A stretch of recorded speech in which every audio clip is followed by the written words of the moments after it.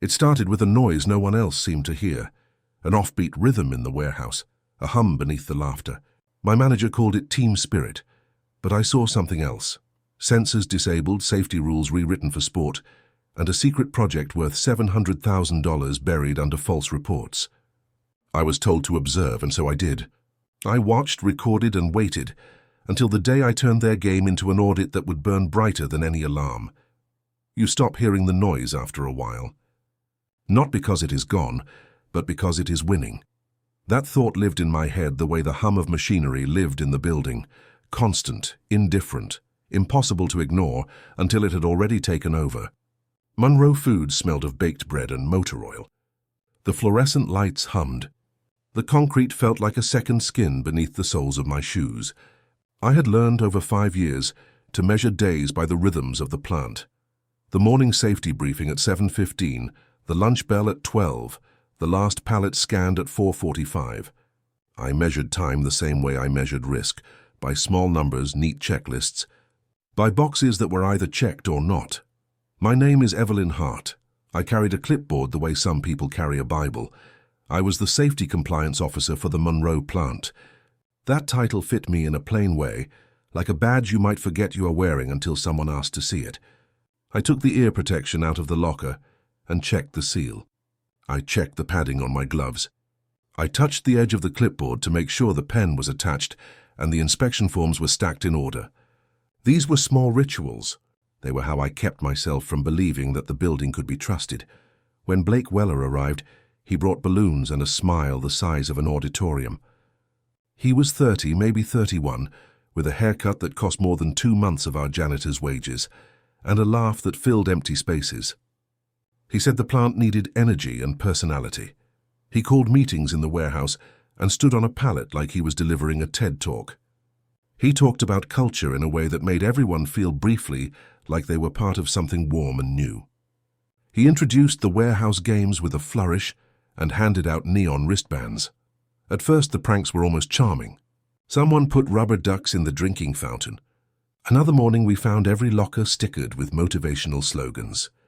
Blake watched the floor like a conductor. I watched him with my clipboard tucked under my arm and made a note. Morale initiative, low risk, can be permitted under controlled conditions. I smiled on cue at the town hall and clapped when he asked for volunteers. I recorded the date and the names of the participants. That is what my job looked like on paper. On paper, things were manageable.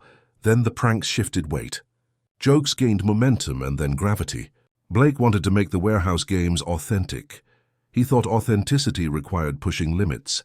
He suggested we disable a labeler's proximity sensor for a laugh during lunch.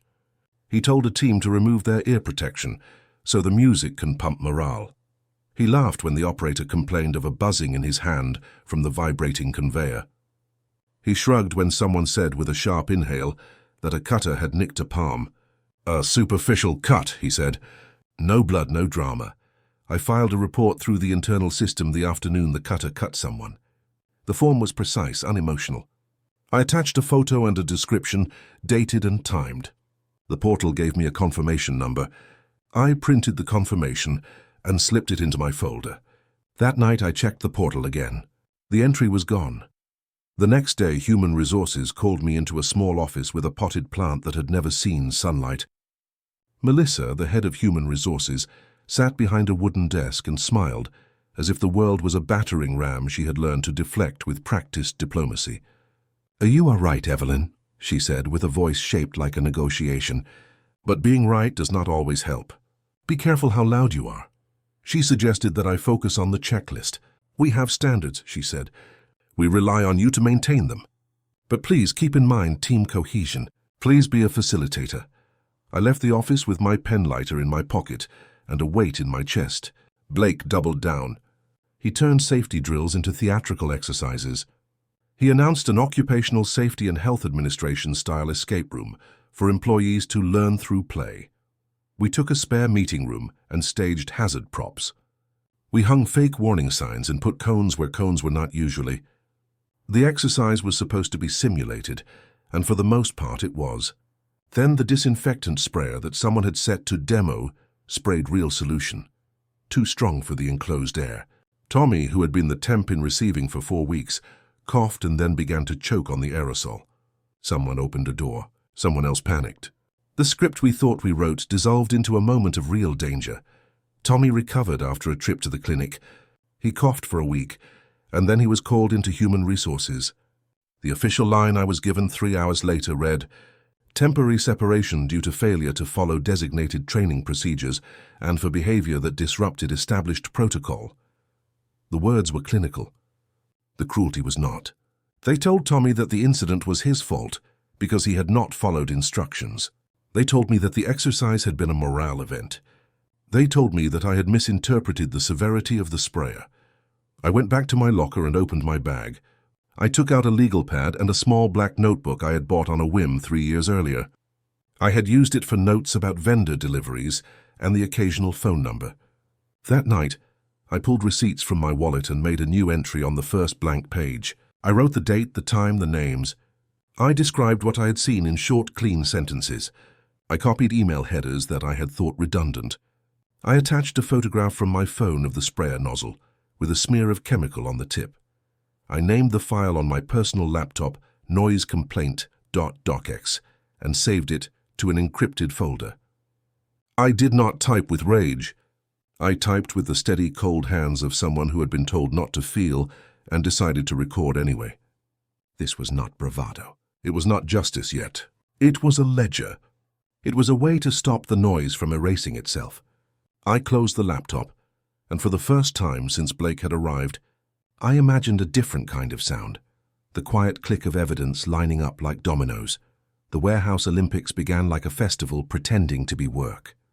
Blake Weller stood in the center of the main aisle with a clipboard that had no safety tags on it and announced the events as if he were hosting a variety show. Teams would race pallets. Teams would lift awkward loads in relay. Teams would guide forklifts through cones like they were performing a ballet on concrete. The prize, Blake told us, was a modest gift card and the right to hang the neon wristband of honor on a peg above the breakroom door. The tone was light. The pace was fast. The rules were loose. My assignment was clarity in a room full of noise. Observe. That phrase sat on my new task sheet in black ink. Observe meant that I was to watch, to note, to whitelist optimism, so that the morale bulletin would not read like a safety report. I took up my clipboard and a vantage point near the mezzanine, as if watching a play from the gods. No one asked for my opinion. My presence was ornamental. I was the official witness dressed as decoration. At first the games were awkward and almost innocent.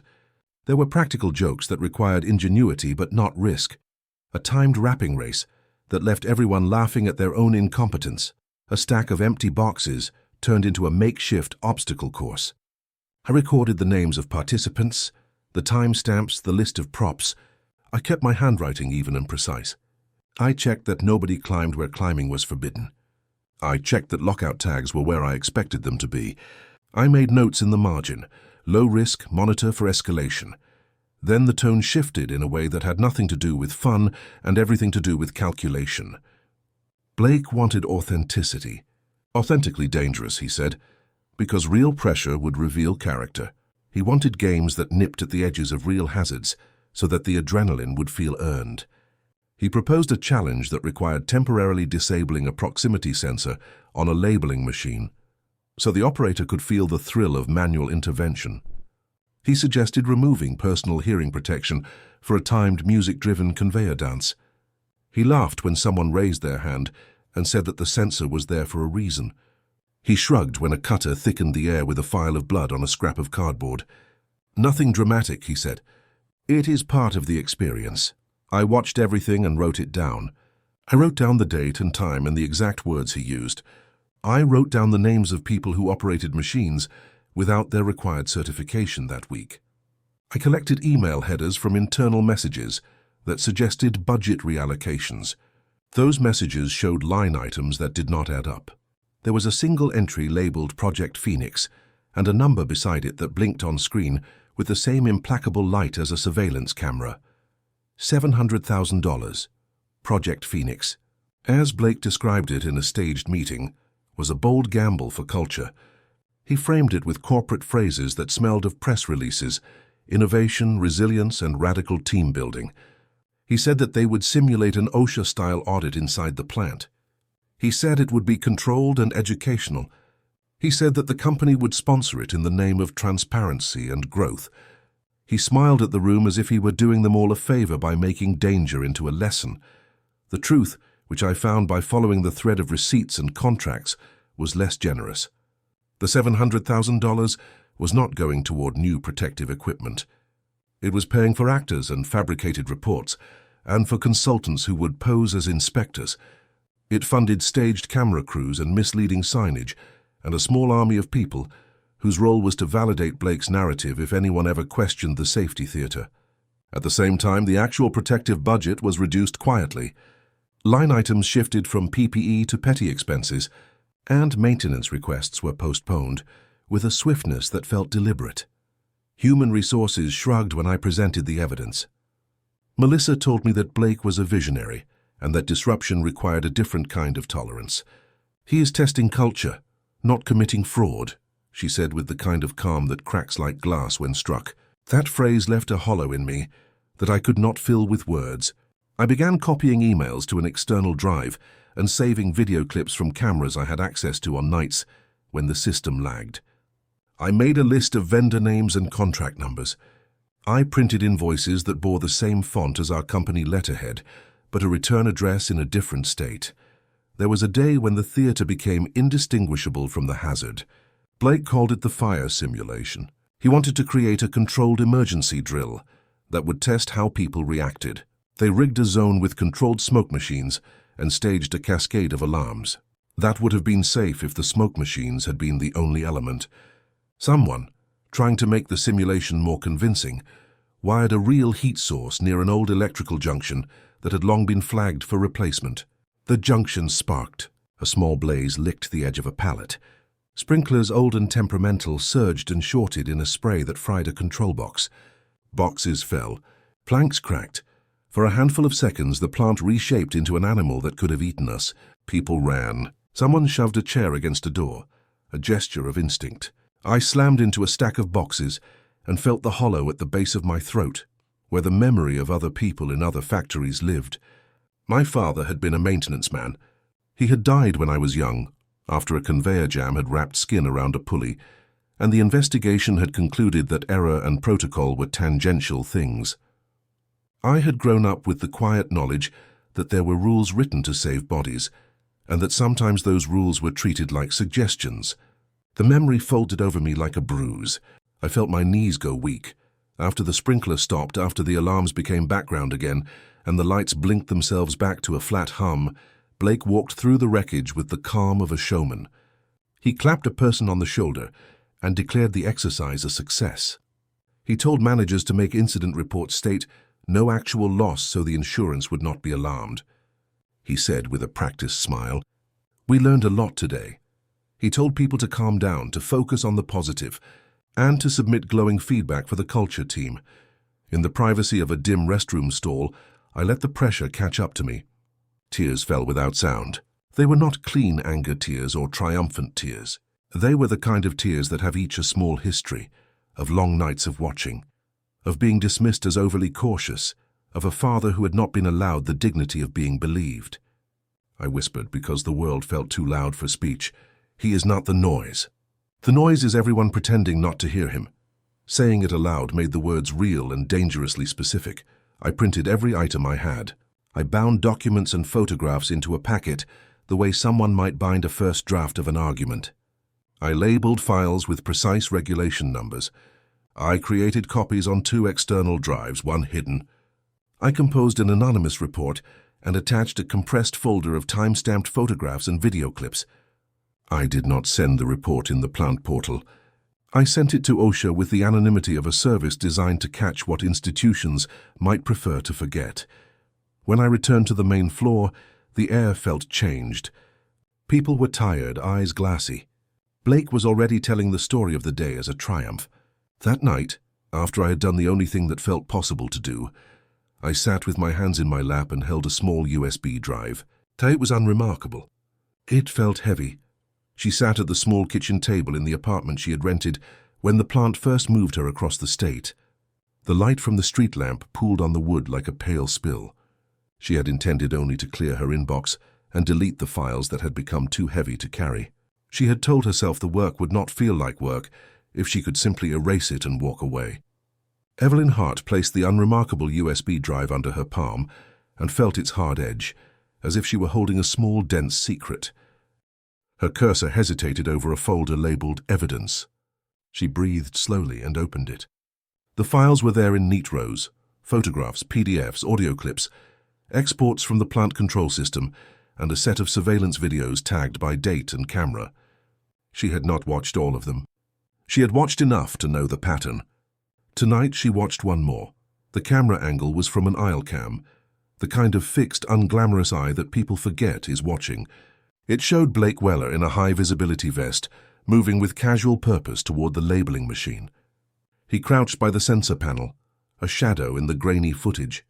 He reached under the protective casing and turned a switch. The light on the panel dimmed.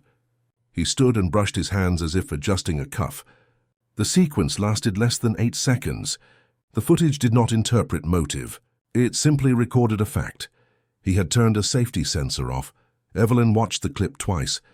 The second time she noticed a small detail she had not expected to find. A delivery van had pulled up while Blake bent over the panel.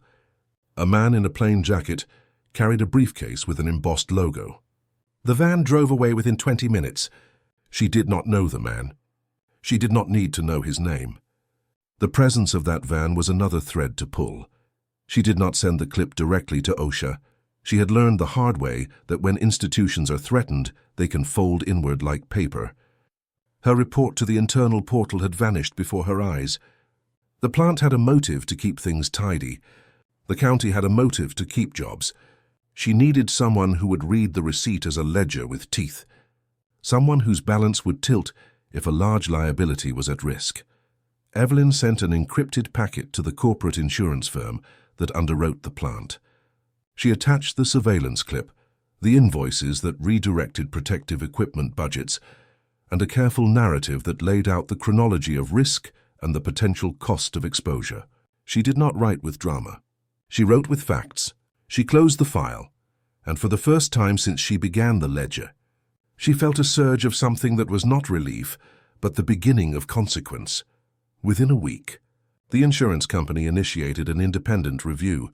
An investigator with a clipped voice and a set of questions that did not ask whether she was angry, but how long she had kept records arrived with a camera and a lawyer on retainer.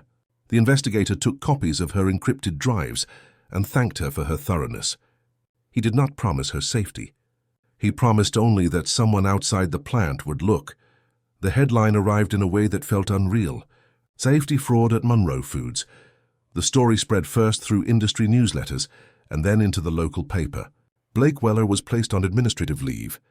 Human Resources underwent an abrupt reorganization.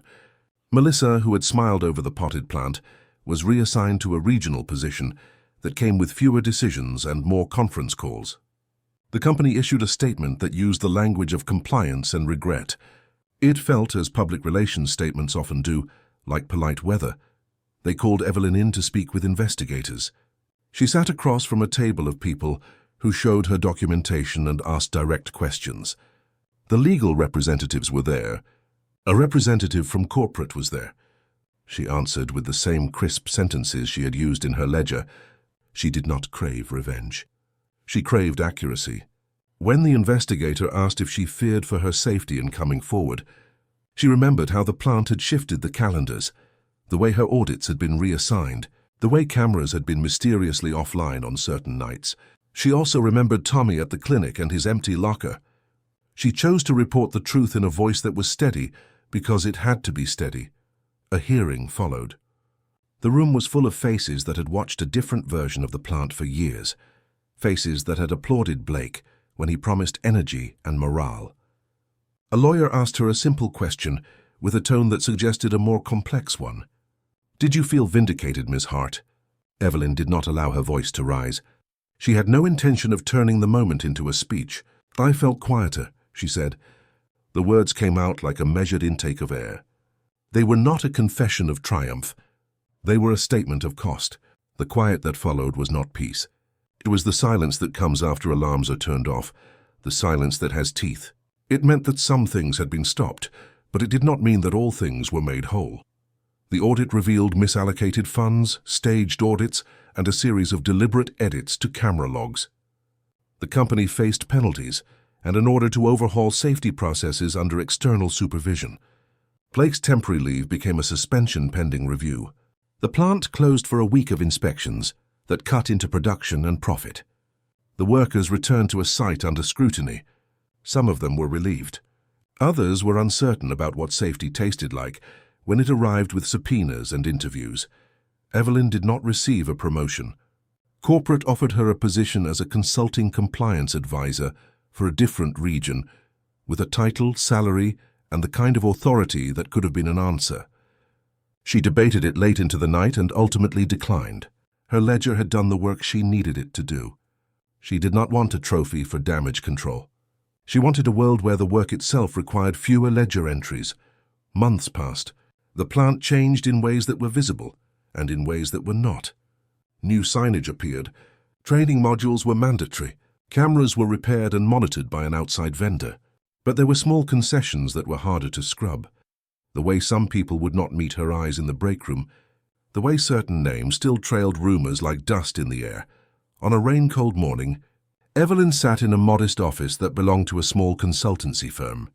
She had taken on short-term contracts that let her travel and teach, but that distance did not ease everything.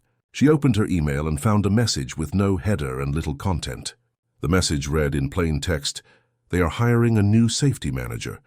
Monroe Plant. Thought you should know." Evelyn placed her hand over the old USB, the one she had kept on a ring at the back of a drawer, and let the tiny drive cool against her palm. She thought of the files she had once considered erasing, of the cameras and the van, of Tommy and the sprayer, of the quiet words at the hearing. She pressed her lips together and let a small, private smile form one that was not gloating and not relieved, only an acknowledgement that the world continued to spin on its axis of troubles. She turned back to the window and listened to the distant machinery of the city. The sound was not the plant any longer. It was something larger, the mechanical rhythm of industry, of people who needed jobs and of systems that needed checks. She thought of justice and what it did and did not repair. She thought of the ledger she had closed and the fact that evidence had a way of being used and then collecting dust. When she spoke, it was softly and to no one in particular. "Justice does not fix what it already broke," she said. "It just writes a quieter report." The printer in the office down the hall began to whir, a small, ordinary sound. It was easy to imagine the printed pages stacking and being placed in a folder, the mechanical certainty of a process completed. Evelyn folded her hands in her lap and watched the rain bead on the glass. The noise had changed. The room was quieter. She did not suppose that silence would bring back what was lost. She only knew that the record now existed, and that one small persistent fact had moved into the world and might in time change how people listened. The story ends not with fireworks, but with paperwork. That is both the irony and the lesson. Danger in the workplace rarely arrives as a moment of dramatic clarity. It is a slow accumulation of small choices, polite silences and budget lines that slide from protective gear into promotional theater. When those choices add up, the consequences are human and lasting.